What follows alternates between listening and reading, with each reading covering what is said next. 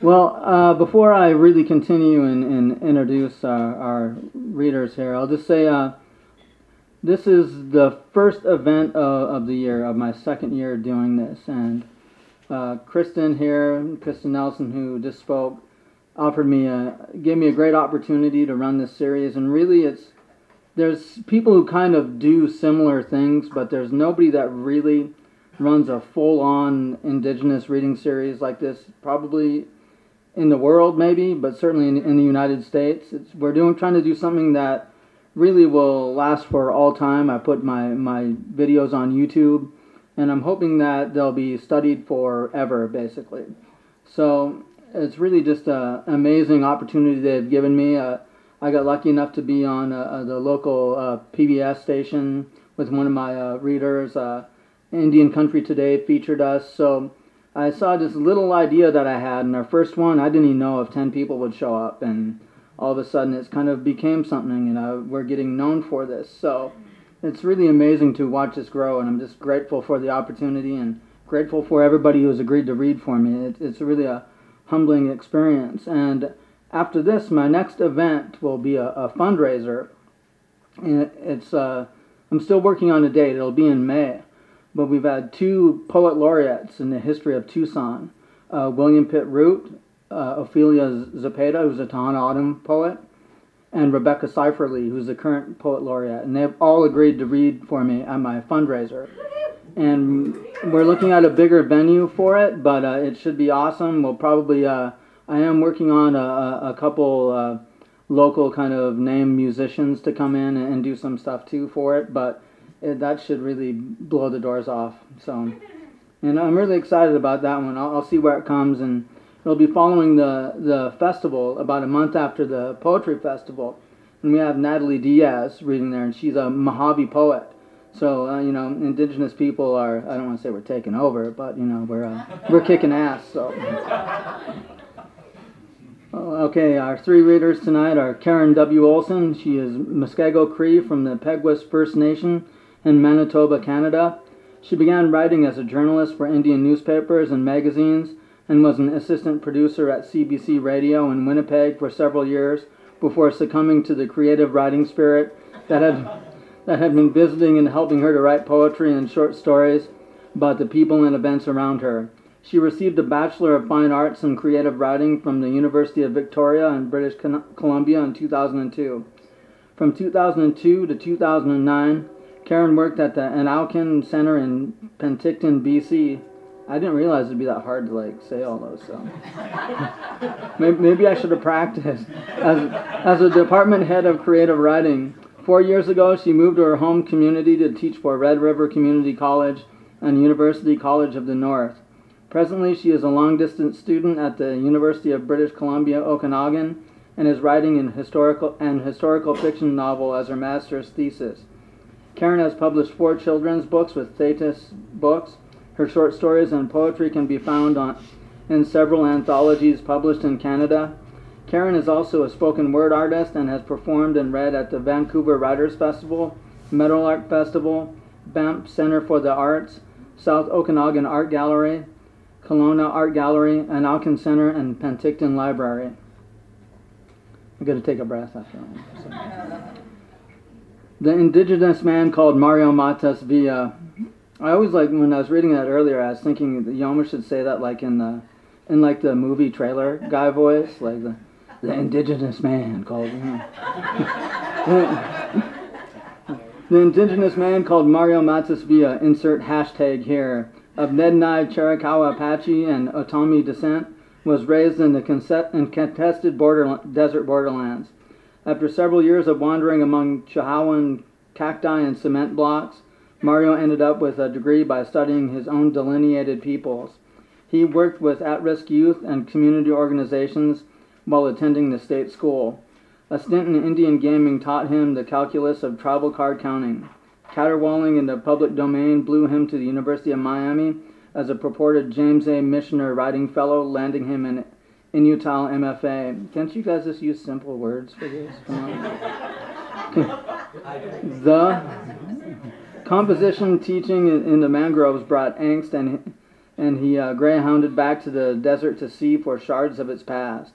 He relocated to the Sonoran biome, where he now ambles among Indian art and aging tomes, mulling the substances of a deserted history PhD.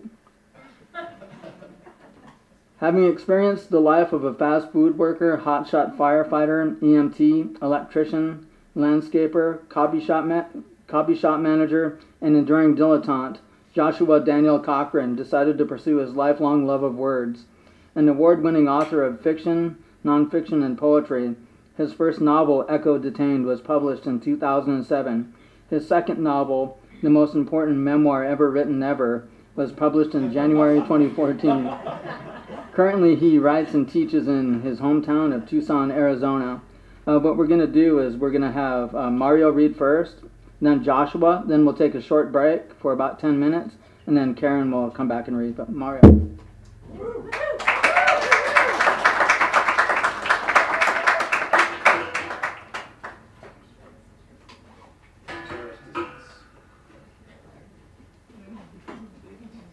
Hello.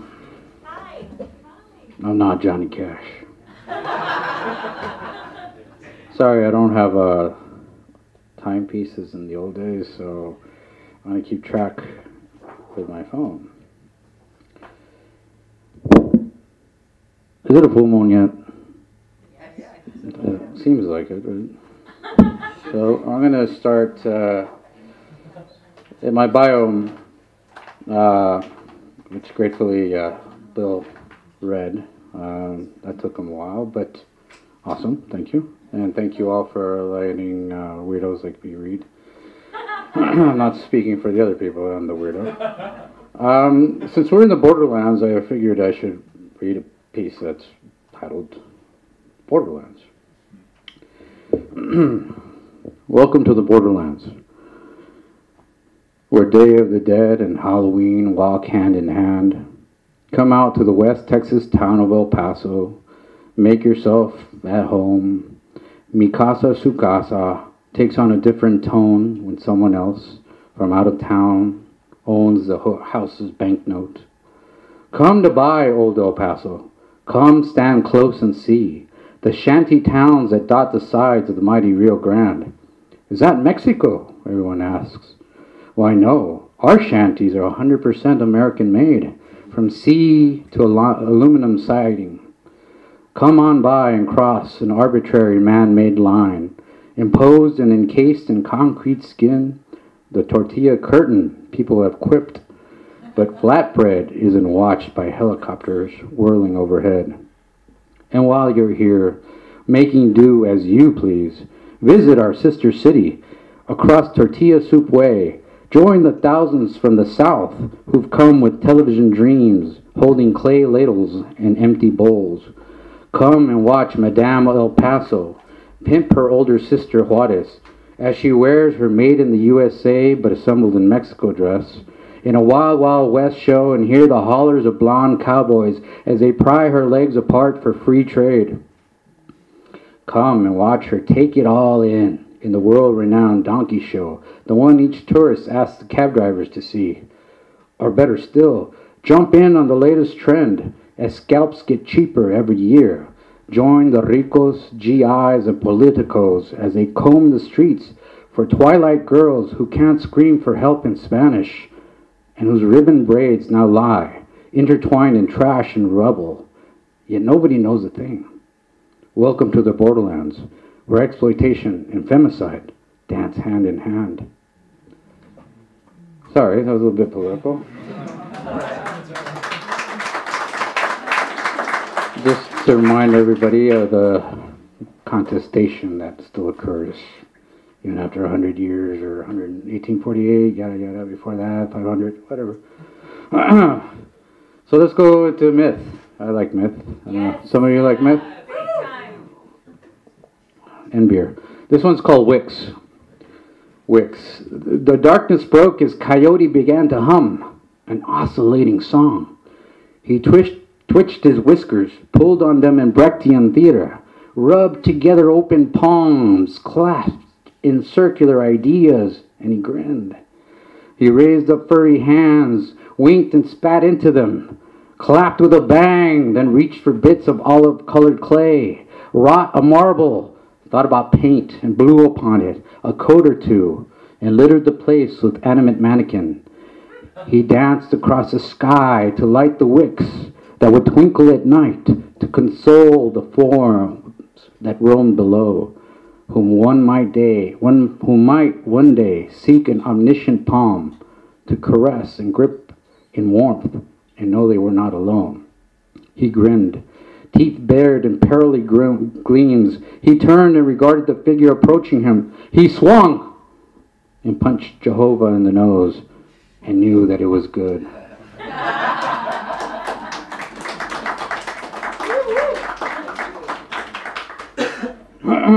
So, yeah,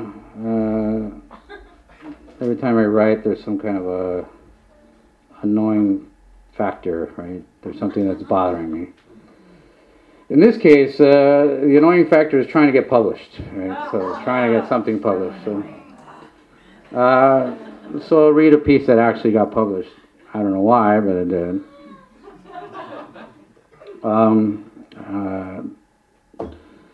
Hedgecock was the guest editor of the University of Oregon. It's a long thing. We can talk about it later. This one's called Hobby Horses. Oh, for anybody who wants to hear the avant-garde kind of crap. Hobby horses. Mechanical nematodes entrenching themselves into the scarred topsoil. Leeches that wait to lay abundant brood. Towers intersperse upon a fruited plain. Skeletal nipples stand erect to be suckled by purveyors of petrol. Gas-eating hobby horses fillet the ground. Mute pendulums sway, counting out the hours to the end of time. Titanium termites masticate the last remaining old growth slated for brand new prefabs. Honeycombs for the drones of commerce. Apple pie from the golden teats upon the plain, encased in their cardboard boxes of preservations, discourage the fomentation of drone wings. Delude the nits with implied taste of thought, saprophytes of regurgitated media bile, scurry forth to their dens of labor.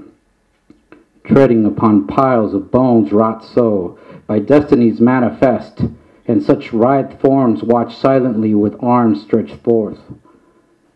Museum-ready metacarpals, free of restraint, tear and break forth through scarred earth, halt machinery and take the controls. Siege slowly strangle asphalt, greenery shroud skeletal parodies, gray hobby horses prance no more.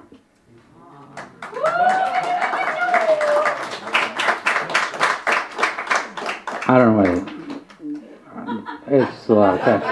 What'd you say? Those words.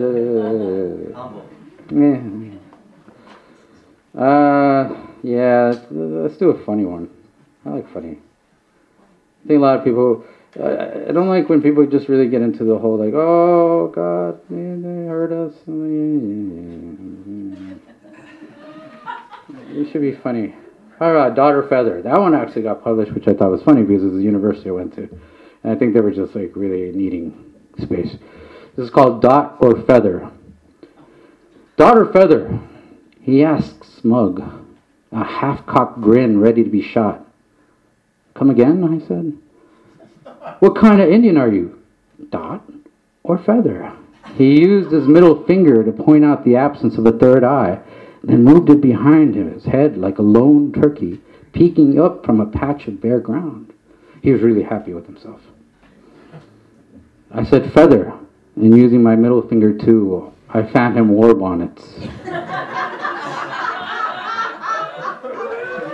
Sorry, can I? I don't see any children, so. Yeah.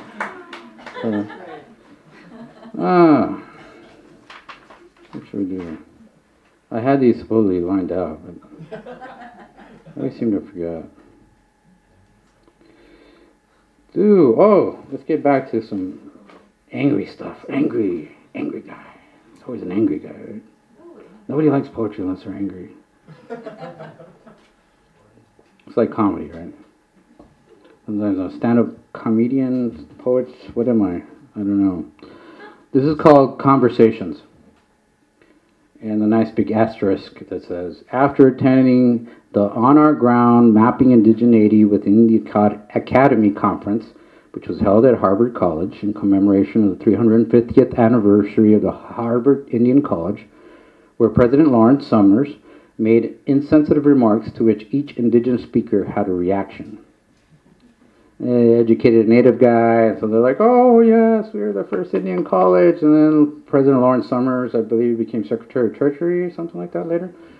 Yeah, made some lovely comments about savagery and rising up from, yeah, all that jazz.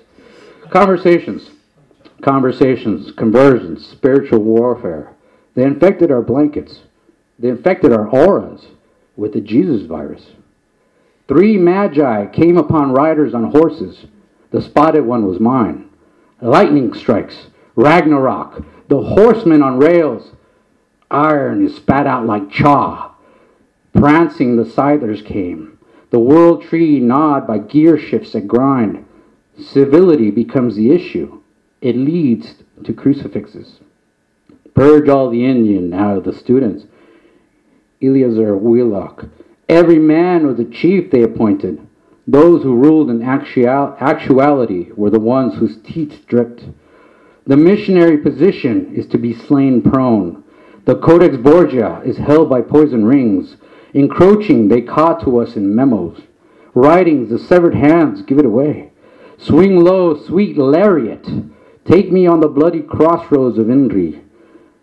We wear the shackles and jiggle them in memory. Confusion of culture with ethnicity. What is an Indian? They try to patch us into their quilt, throw us in their pot. Who am I? The unenrolled count for naught. The Roman Empire only lasted 1,000 years. Indians don't care about Indians unless they hold casino cards. If we're not tribal, what are we? Learned helplessness, they call it. Profiles of the literati. Conversations. He's angry.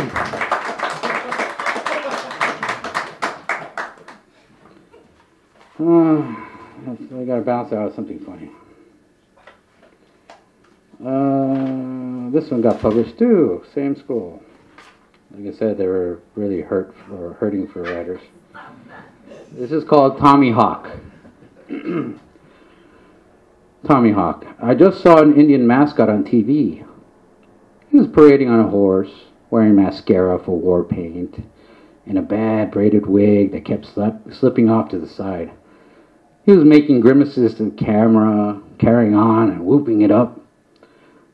Next time that I see one, I'm going to kick the shit out of him. I'll wipe the war paint off his face and smear it on his ass like a target for a well-placed foot. And then I'll give him the Tommy Hawk karate chop and do a little dance. Maybe the moonwalk. And when they arrest me, I'll say he's not a real person or group of people. In fact, I was just honoring him by making sure his stupid scalp was real.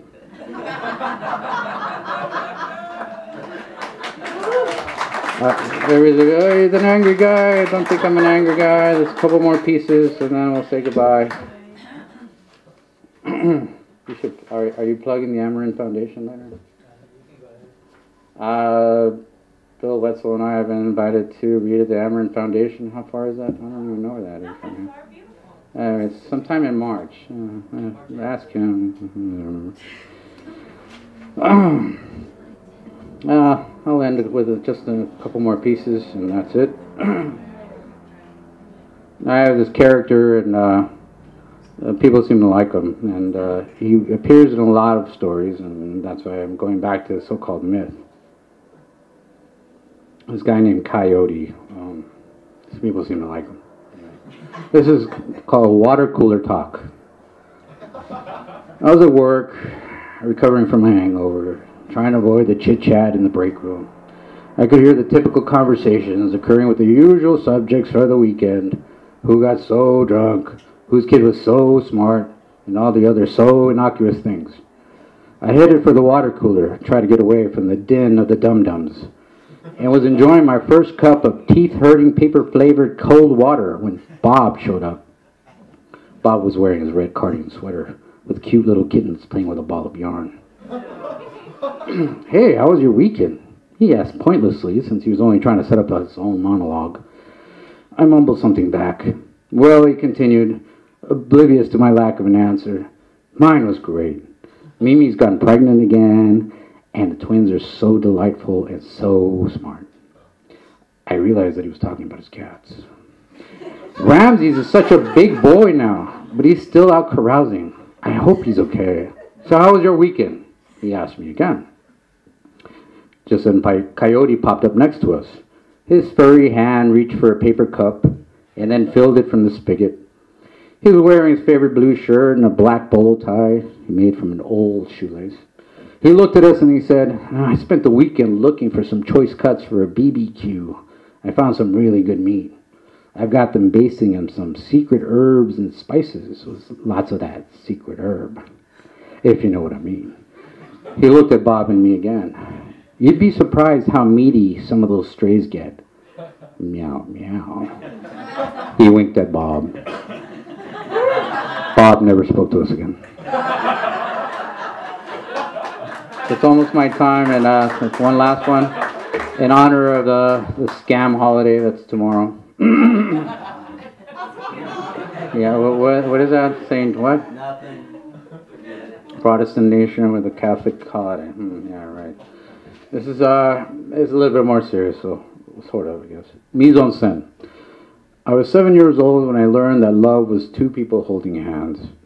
Memories flickered and streamed lurid scenes that ran together like blue movies on a motel TV screen. Once or twice, I zoomed in and things half remembered became clearer in focus as all the minute details were magnified.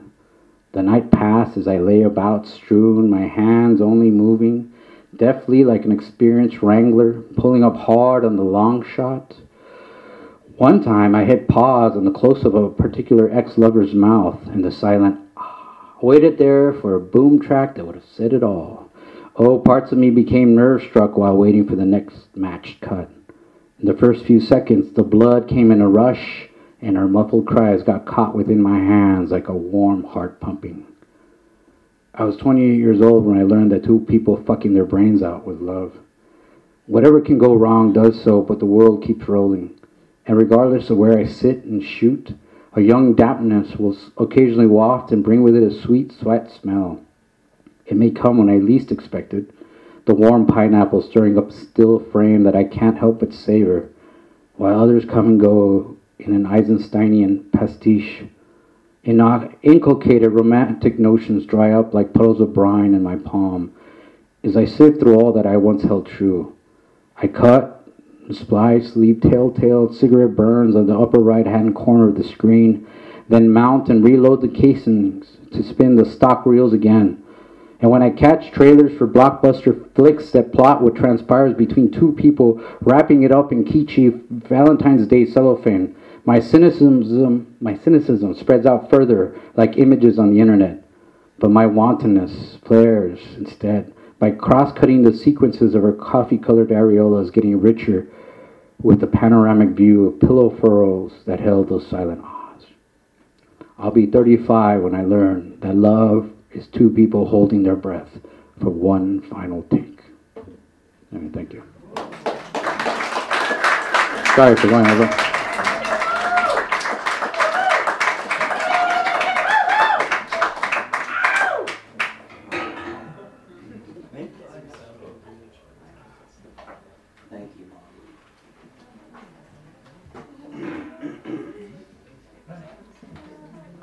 Hi everybody, my name is Joshua Cochran, and I'm going to be reading from my latest book, The Most Important Memoir Ever Written Ever. And I just want to say thank you to Casa Libre and to Bill and for letting me join this reading series, even though I'm only 1/16 Blackfeet. But, you know, and some of you out there are like, hey, most important memoir ever written, you know, how dare you? And just hold off, okay? Just give me a break. The reason why it's titled this is because I haven't written it yet, okay? I write it after, it's written after I die. So yeah, according to the book, I die in about 8 years and 6 months. And yeah, I'm dead when I write it. So if you don't like it, you know, blame him. But yeah, basically, it's I don't know. It's hard to explain. You know, we know that the world here is kind of going to shit, right, and out of balance. And in the afterlife, which is very different from anything that you can conceive of, the afterlife too is going to shit and is in a state of imbalance. So I wrote this book in order to humbly, in the most humble fashion, save humanity from itself.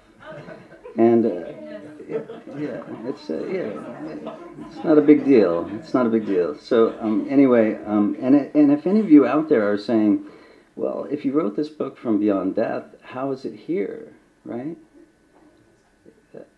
Okay, good. If you're not asking that question, you're probably a little stupid.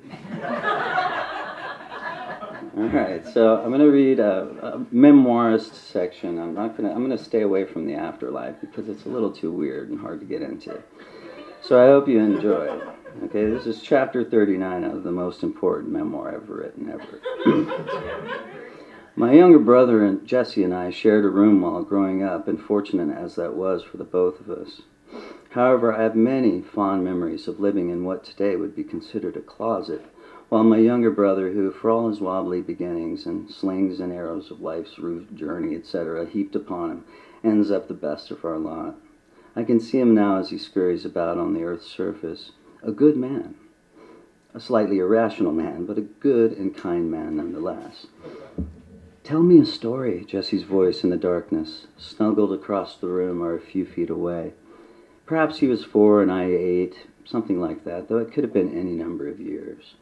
I remember looking up at the ceiling and beginning to speak, not knowing what the story would be about or how it would end, but it always would end, you know, like everything. And like everything, it would have to begin too. "The rain hasn't stopped for days," I said at the ceiling. And she looks out her window thinking about how it eventually have to end, and she would eventually have to go out and say, "Come on," Jesse's voice pleading, the sound of his body twisting in the bedding. "Not a boring story."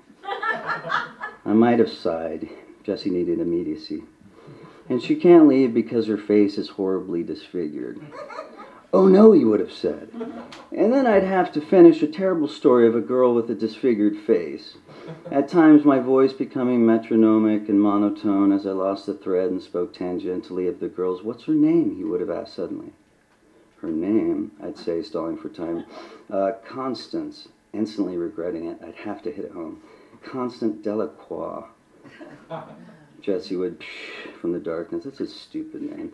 Of Constance's childhood life, or a brief sojourn into the history of her family, how the Delacroix came to settle in Brewer's Valley, and I'd go on and on, lulling myself to near sleep, but never Jessie. 20 minutes into the story, perhaps while pulling back in my narration after telling of her experience in the woods as a young child when she actually touched the trembling flank of a doe, a deer, a female deer. And I'd be mid-sentence about people like St. Francis who could calm the wild animal heart with nothing about, "What about her face?" he'd hiss. "I don't care about any of that." His voice was desperate, needy. "What about her face?"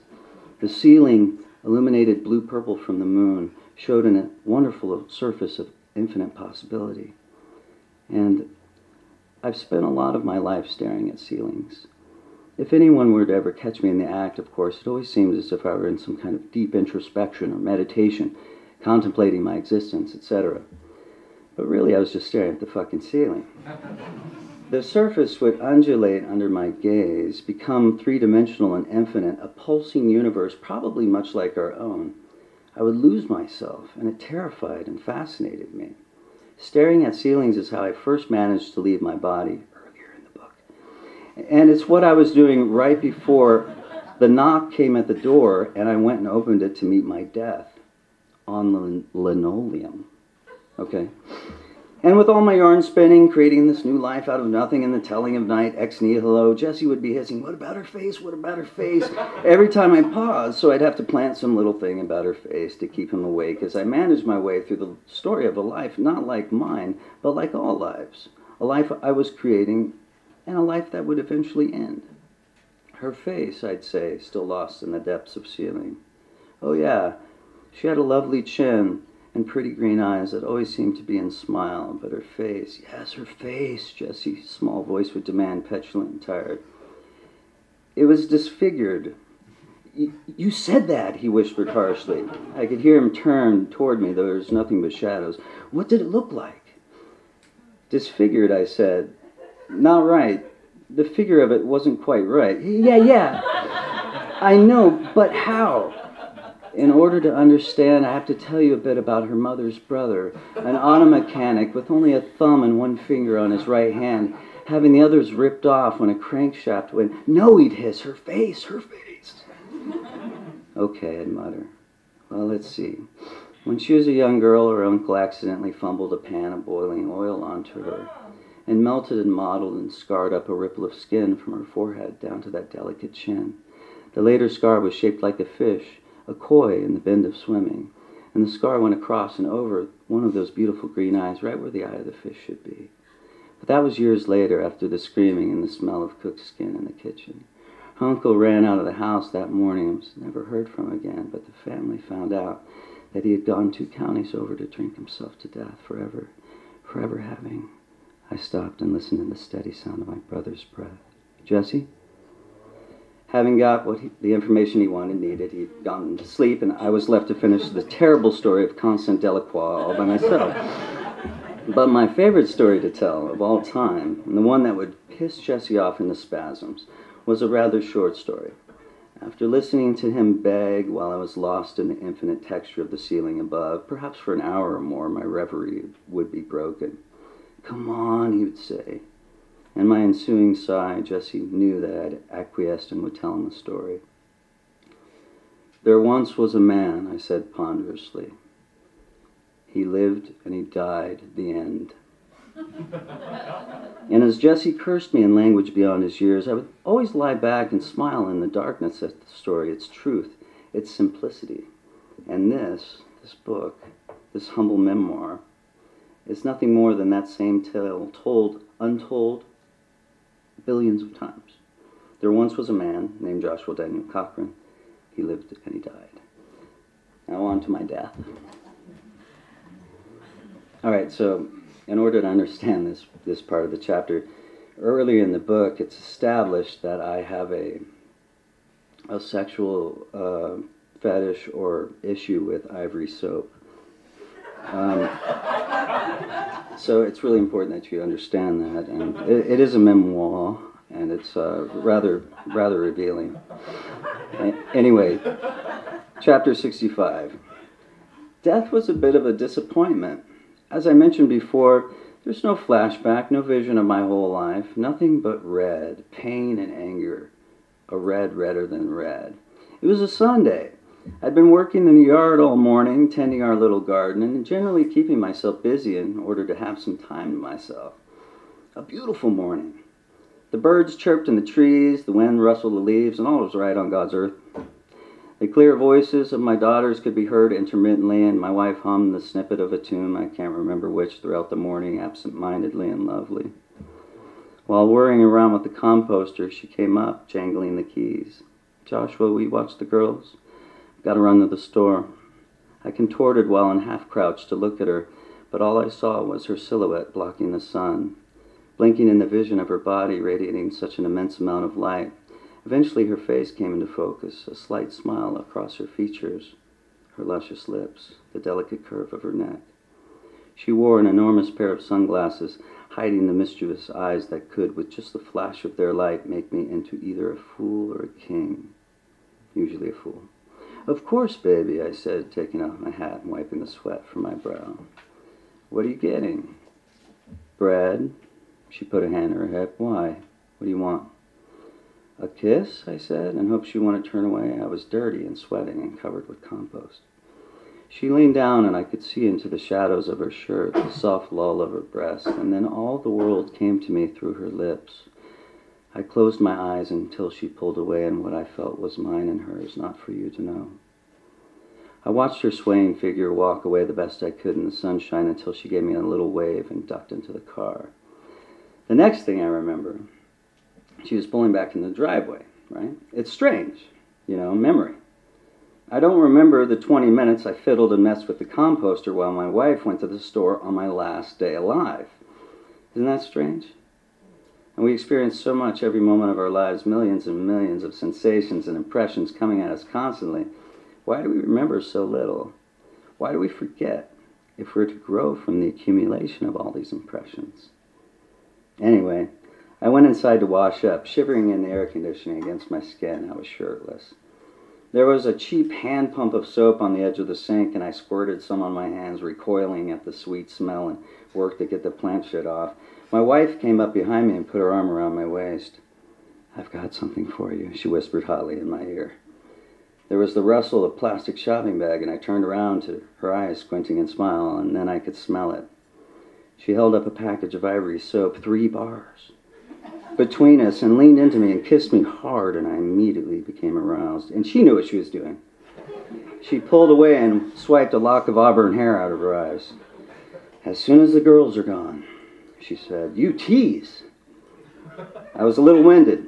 She hasn't bought Ivory soap for years, because if it were ever in the shower, I inevitably would become aroused while bathing and masturbate, leaving her forlorn and unloved while I slept soundly.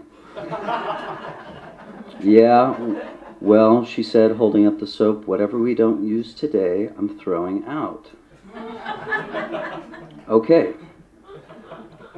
But give me a bar now," I said, holding out my hand. "Just so I can wash my arms, my face, please. Don't look at me like that. I'm not going to do anything." And my eyes fell to her hands, slight and strong too, as they tore through the packaging to unwrap a single white bar of the stuff. She held it up, and the smell cut into me like metal. "You can use it now while I watch, and then I'm taking it back until the girls are gone." There was no room for negotiation. I washed my hands and face while she stood there with her arms folded and smiling out the side of her mouth. When I was finished, I placed a slippery bar of soap into her waiting palm, and she kissed me on the cheek and left me there, aroused and despondent. Little did I know that a vast series of events were unfolding, which would lead up to my impending death, and this all explained earlier. Steve, a.k.a. Ray, a.k.a. Robert Iger, was currently riding in a cab toward our house, having come directly from the airport, a private and direct flight from JFK. I wonder what he was thinking as he saw the blur of Tucson pass through his vision, the looming purple of the Catalina Mountains, triangular above all and beneath the clear blue sky. A briefcase on his lap, cheap sunglasses sitting askew on his oft-broken nose, and hiding his tired eyes, a smile upon his features. I can see the weary eyes around his mouth, a lifetime of quips and cranks. In his late 50s, Steve was still a robust man, a scrapper I wouldn't want to mess with. And he was my assassin, coming to kill me. But I knew nothing of this. I went into the living room and sat down. The sound of my daughters trickling through the air, my wife in one of the bedrooms humming some tune, maybe Werewolves of London, I don't remember. I leaned back and stared at the ceiling, becoming lost in the expansive texture, the plane of void. There was a lingering smell of Ivory soap on my skin. A car door slammed outside, but I didn't notice, lost as I was in contemplation of the all. Then a heavy knock upon the door. Death. We'd been planning on having the house tiled, been saving up, and were even getting quotes from different contractors. If only death had come a month later, I wouldn't have had to die on the linoleum and could have bled out on those really nice slate tiles we were considering. Chapter 66. While certainly holding back some information on the manner of my death, I do so only to make this memoir more palatable, easier to take. If everything were thrown at you at once, your head would likely explode. Details have to be omitted, the mosaic must take its form, etc. But having the opportunity of reviewing my death several hundred times, I can't help but give you some advice to you, living readers, concerning your own death. How to die. Try not to act surprised. Dress appropriately. Instead of thrashing and gnarling about, try to keep a semblance of tranquility. These simple instructions will ensure your death is a lot less embarrassing than my own. I wasn't I wasn't expecting it and was far too surprised. Much better to face death with a more relaxed and expecting attitude. Additionally, I was wearing worn out and stained pair of sweatpants tucked into cowboy boots, shirtless. And I can think of nothing less dignified. If only Steve caught me on a work day, I would have died in slacks and shined shoes and iron shirt. And finally, if I hadn't been so surprised, I probably wouldn't have been so angry. So instead of going out with dignity and quietly dying in my wife's arms, I raged and thrashed against the coming darkness and gurgled obscenities against Steve and the world that were still on my lips when I came to in the ether. Now, that's not a good way to begin life beyond death. And while there's nothing I could do about the linoleum, I would also add that a nice location for your death is desirable, but this is usually beyond your control. Thank you.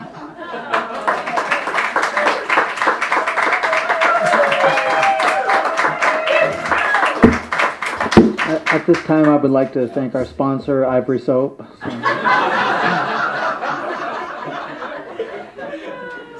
Well, I got a weird idea a little bit ago as he was going up. There's a poet named Brian Blanchfield who runs a really interesting reading series himself called Intermezzo. And right before they take an intermission break, he has somebody read a poem. And I saw Simon Ortiz's book sitting here.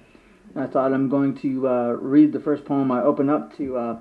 It's called Crow, which is a problem because I'm Blackfeet and the Crow are our enemy. And I first saw it, I was like, God damn it. And it's like to the point, like several years ago when Obama was first running for president, he got adopted by the Crow tribe. And immediately I was like, should I vote for McCain? No, I don't know. Crow. Did you see any crows in San Diego? Once in the desert southeast of San Diego. Watched as he slid on his wind road across the valley toward El Centro. Probably stopped that night by the Salton Sea. I wonder how he made it look so easy. We'll take a 10-minute break and then turn the...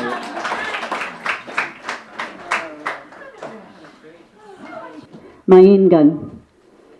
As a Cree woman, I follow my mother's clan, the Wolf clan, Maingan.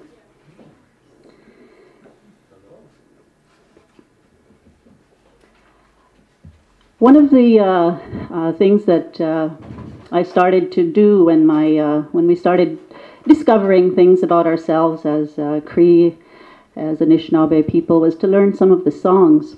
So I'm going to start off with just a short song, but I'm going to need some help. Couple of shakers here. If people could help me out.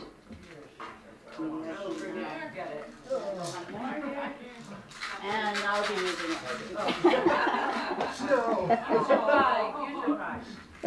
And for the shakers, we just go side to side.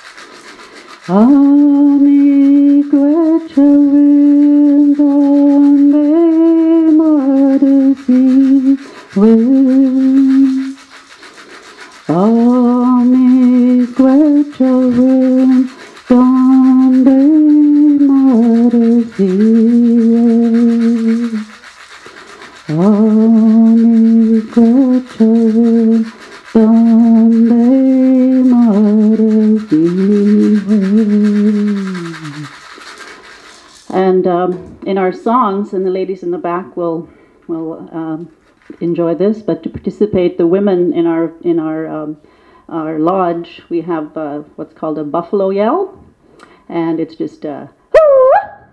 So ladies, thank you. And that song I sang, it says, "Thank you, Creator, for this beautiful life." When I moved into the city, I was 13 years old, and I was very fascinated with the city, of course. And I moved in with my grandmother, and I really liked living with my grandmother. You know, she was Cree. She was full-blooded Cree from Norway House, and we had a really good time with her.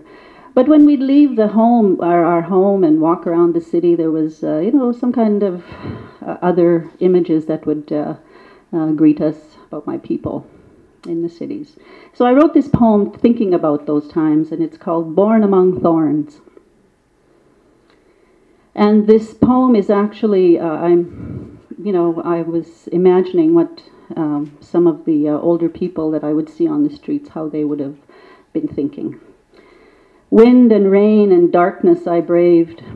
I came to a city. I came to gain wisdom and saw my people in peril.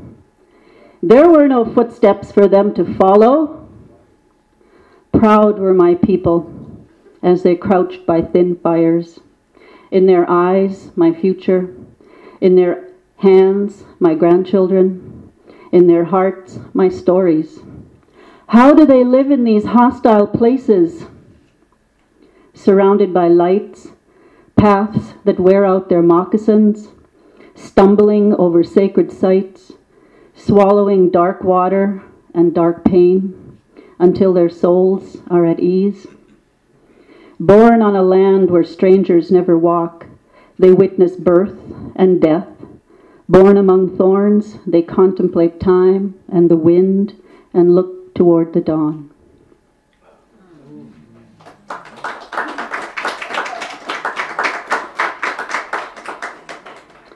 My mother's name is Little Elk Woman, and my mother belonged to the Medewan Lodge, and she was a third-degree Medewan in the Medicine Lodge. It's the knowledge keepers of our people. They keep the stories and the ceremonies and the medicine ways of our people.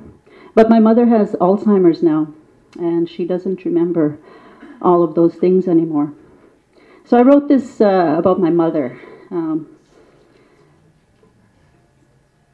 It's called Long Shadows of Knowledge. She knew the names of trees, knew their medicine. She sat in the cool shade of their leaves and branches, weaving ribbons into her long dark hair. She knew the places where flowers grew, knew their medicine. She stood in a bright sunlit meadow, braiding ribbons into her long dark hair. She knew the depth of roots, knew their medicine. She walked upon the blades of sweet grass, smoothing the ribbons in her long dark hair. She knew the songs, she knew the words, she knew the rhythms, she knew the dances. She knew the stories the stones could tell, knew their medicine. She lays on the uneven ground now, pulling ribbons from her long dark hair. Thank you.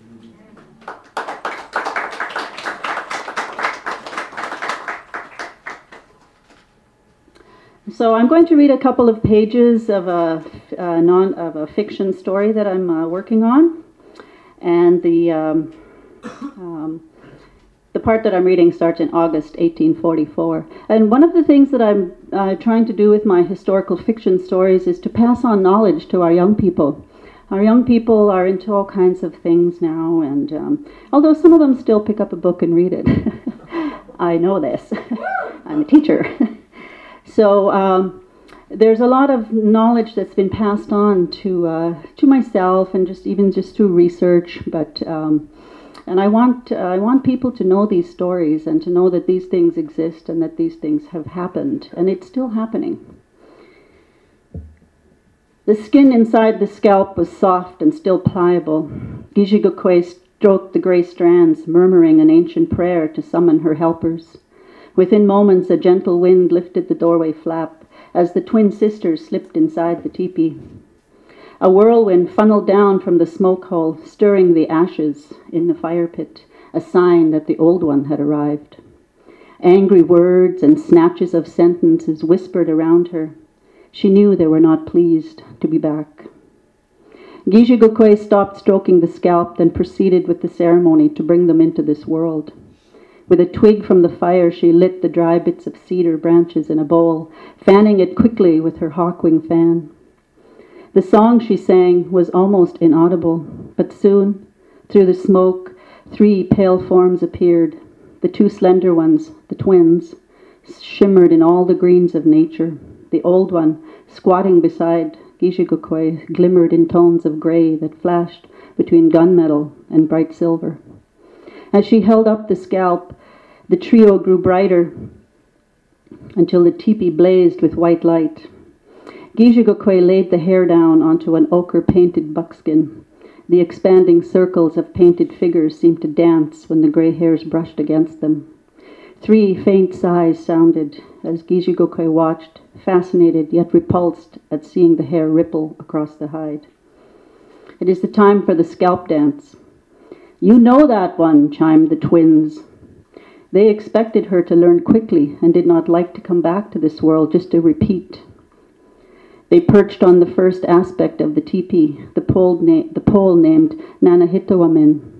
Since they were of the Cree people, the girls had an intimate relationship with the teepee. They had taught her about every pole, every rope, and each tie, everything that composed a teepee. The first pole stood for obedience.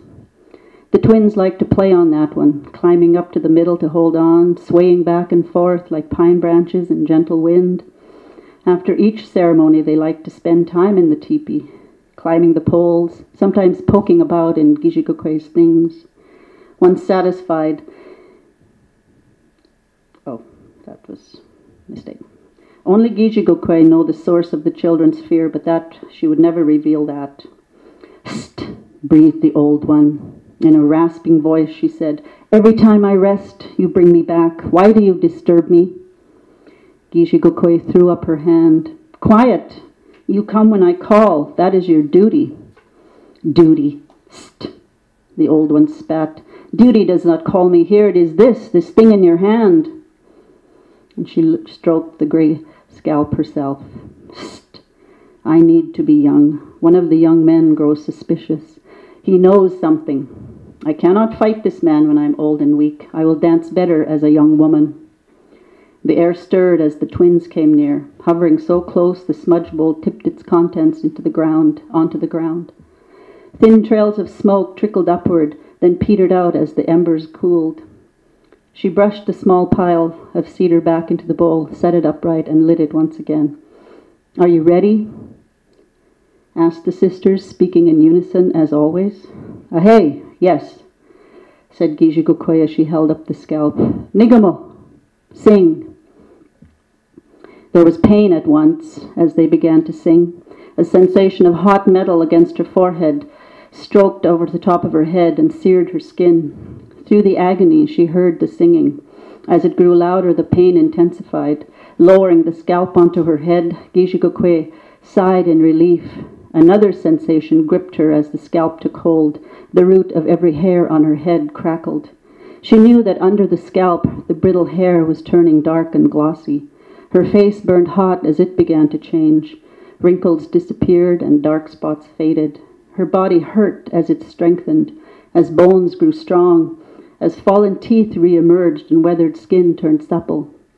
After a long, sinuous stretch, Gijigukwe laughed with joy, and in a single motion stood straight and tall, something she had not done in a long time. She drew the scalp off and was about to stretch again when 4 quick whistles sounded out. Hastily, she thanked her helpers, then motioned them away. In an instant, the 3 departed the same way they had arrived. The tribe was holding a dance tonight, a scalp dance, a gift from the Dakota Sioux, former enemies of the Anishinaabe that had helped, who Chief Peguis had helped escape from the American Army. The scalp dance was a recreation of the way warriors track and stalk their enemy.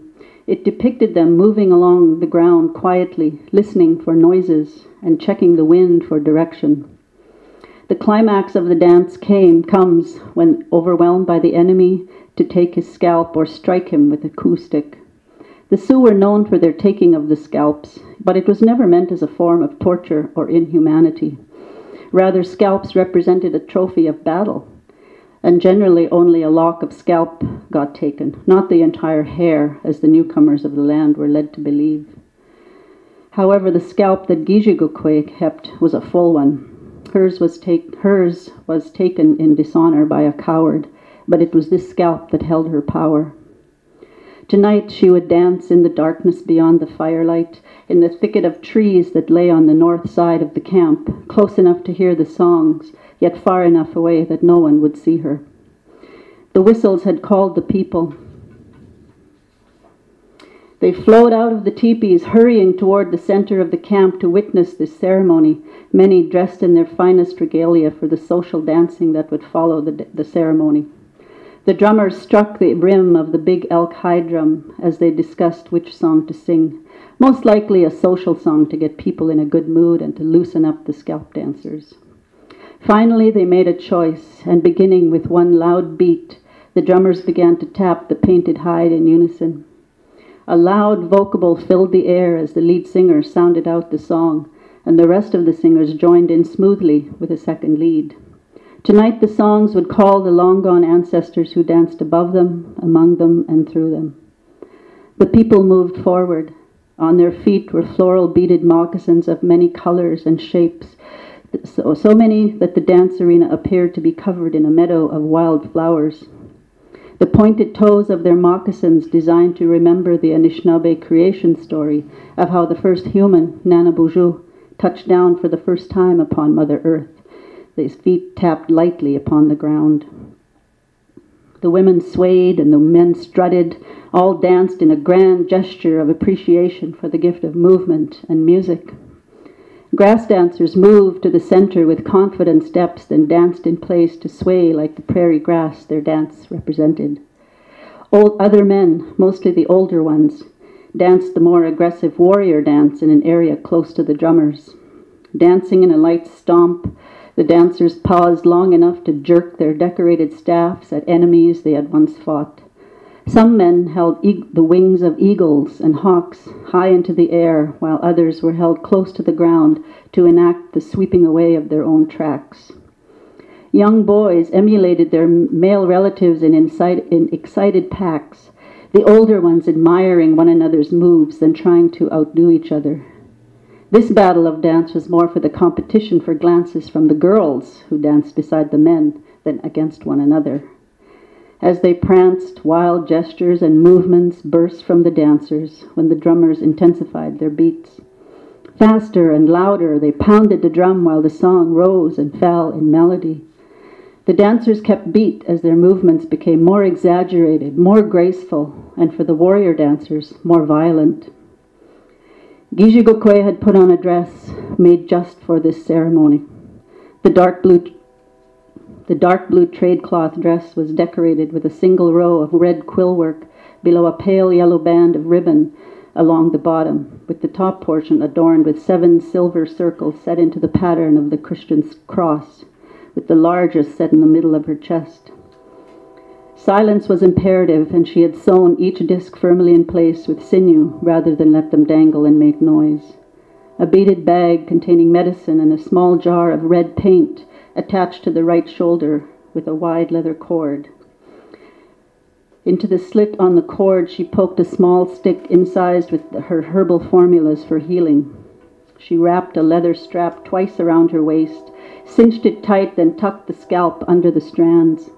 She picked up a small tomahawk, put that into her belt too, then crept outside and ran into the bushes. Her feet, clad in floral beaded moccasins, stepped silently on the ground.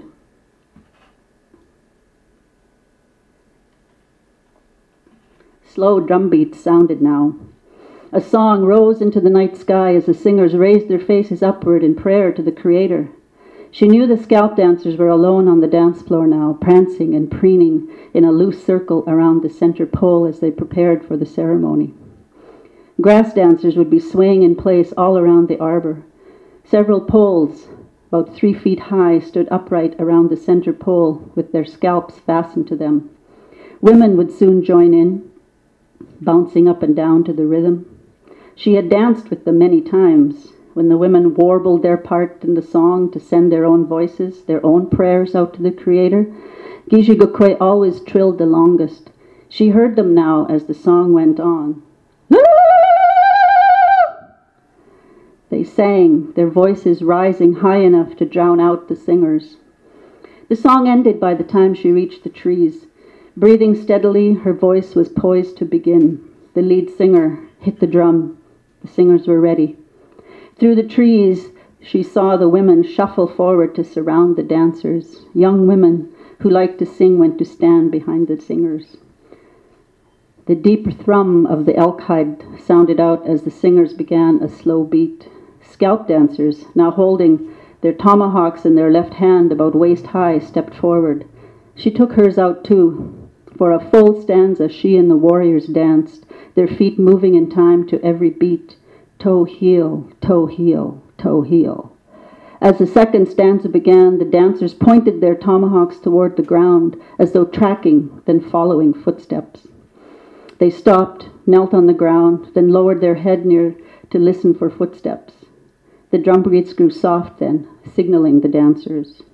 First they checked the direction of the wind with their right hand, then picked up a handful of dirt and let it sift through their fingers while seeming to study its movement. In the dark, Gijigukwe watched the dirt fall to the ground and stood and resumed the dance. They all repeated these movements 3 more times while holding their tomahawks pointed toward the footprints on the ground in front of them. During the last stanza, the dancers guided themselves so they were facing their audience. Gijigukwe moved to face the camp. As the dancers lowered their head to listen, with their right hand they each removed a hidden scalp from their belt and hoisted them high. The audience gasped.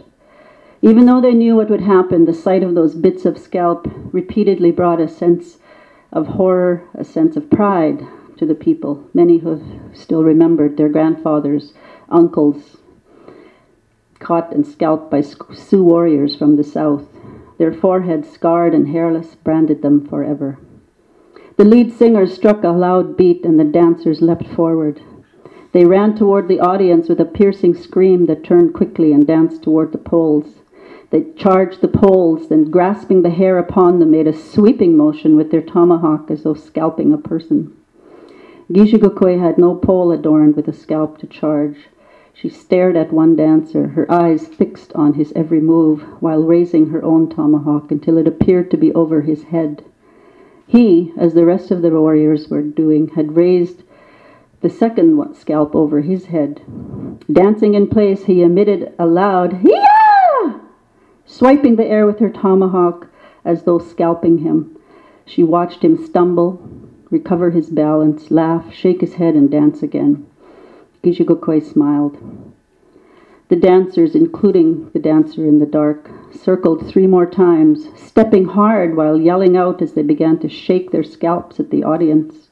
The women trilled loudly, men yelled, and young people pretended to be afraid.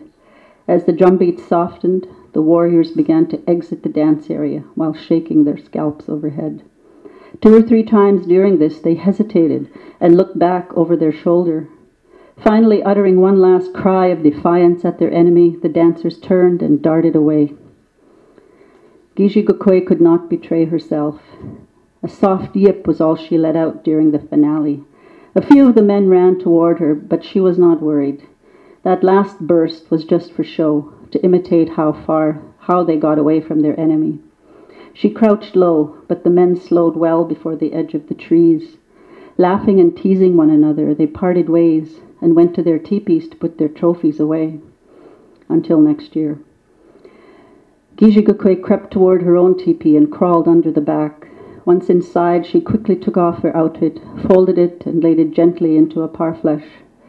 She placed the scalp, wrapped in the painted hide, inside, then tied the bag with an intricate set of knots, wrapping it in a piece of tattered buckskin. She put the bundle inside a hole dug into the ground to hide it. Laying a few sticks of kindling down, she covered it with a few handfuls of dirt and then piled wood over the hiding place.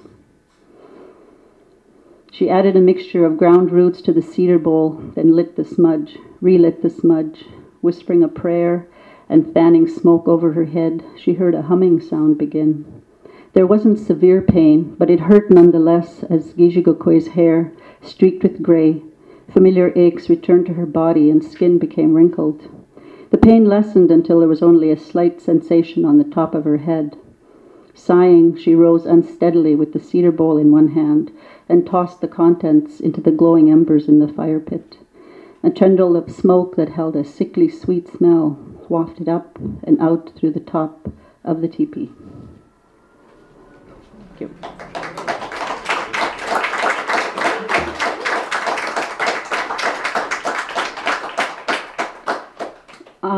I just want to say thank you to Bill for inviting me. I met Bill through my brother-in-law, John Bird.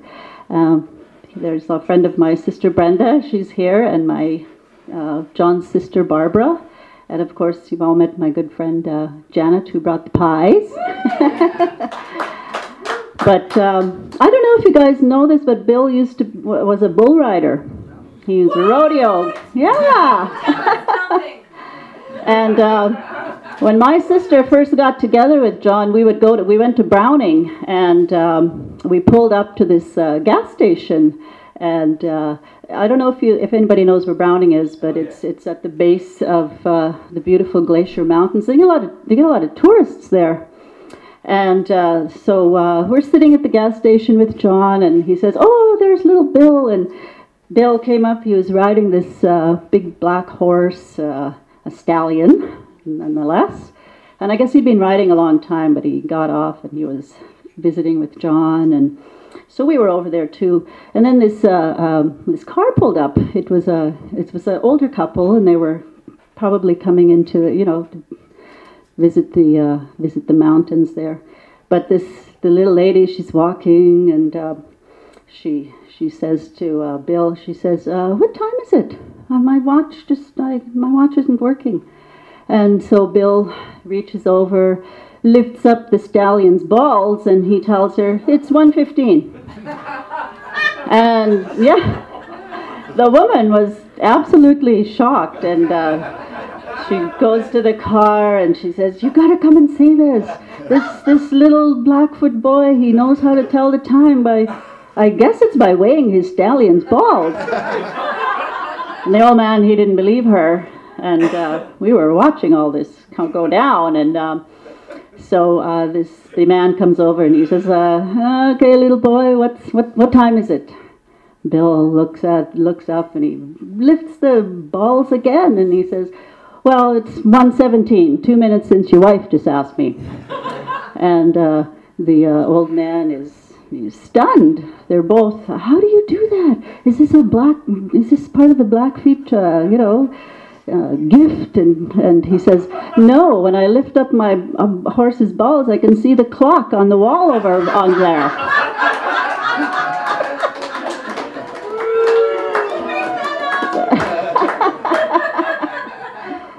So I don't know if they do that down in this area.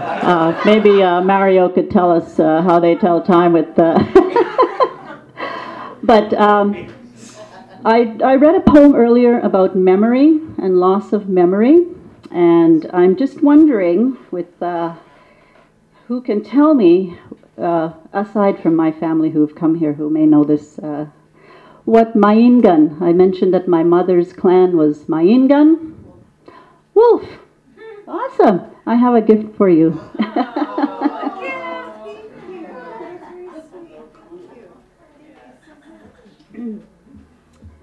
Thank you very much. Thank you.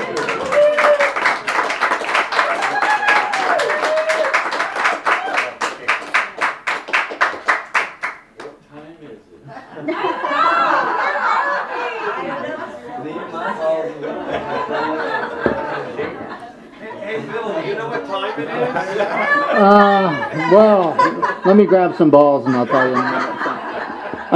Mario wanted me to finish what he was saying earlier. We're going to read at Ameren Museum with the great Simon Ortiz and Bojan Lewis, who has read for me before for my series. Kenny Dyer Redner, Laura Toei, they've all read for me before. When it's in Dragoon, Arizona, and I believe it's on March 8th. You can follow me on Facebook. Just look up Bill Wetzel. It's like Wetzel's Pretzels is my last name, and I'll post all about it because I pretty much whore myself out all the time. So you'll get it. I also would like to thank Ivory Soap, Tomahawks, Sex Panther Beer, and have a good night. Thank you, Bill. Thank you.